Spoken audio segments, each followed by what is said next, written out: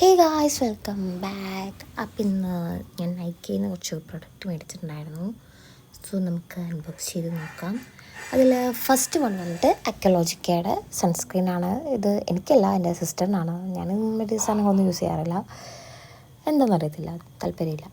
So ഇത് എനിക്ക് ഭയങ്കരമായിട്ട് ഇഷ്ടപ്പെട്ടിട്ടുള്ളൊരു സൺസ്ക്രീനാണ്. കാരണം ഞാൻ ബ്രദറിനൊക്കെ മേടിച്ച് കൊടുത്തിട്ടുണ്ടായിരുന്നു ഈ ഒരു സാധനം.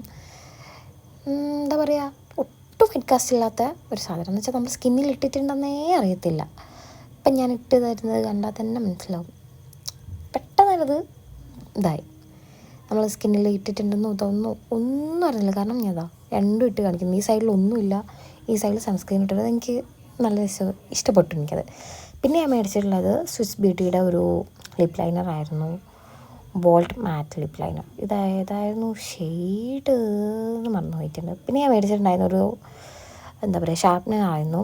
കാരണം ഞാൻ മാസിൻ്റെ ഗേൾ പവർ മേടിച്ച സമയത്ത് ഷാർപ്പ്നർ മേടിക്കാൻ മറന്നുപോയി. സോ അത് നോർമൽ ഷാർപ്പ് ചെയ്യാൻ വേണ്ടി പറ്റത്തില്ലല്ലോ, അതുകൊണ്ട് ഞാൻ മാസിൻ്റെ തന്നെ ഷാർപ്പ്നറും കൂടി മേടിച്ചിട്ടുണ്ടായിരുന്നു. സോ നമുക്ക് ചെറുതും അതിൽ തന്നെ ഷാർപ്പ് ചെയ്യാം, അതുപോലെ തന്നെ വലുതും അതിൽ തന്നെ ചെയ്യാവുന്നതാണ്. സോ എനിക്ക് തോന്നുന്നു ഇത് കുറച്ചുകൂടെ ബെറ്റർ ആയിരിക്കുമെന്ന്.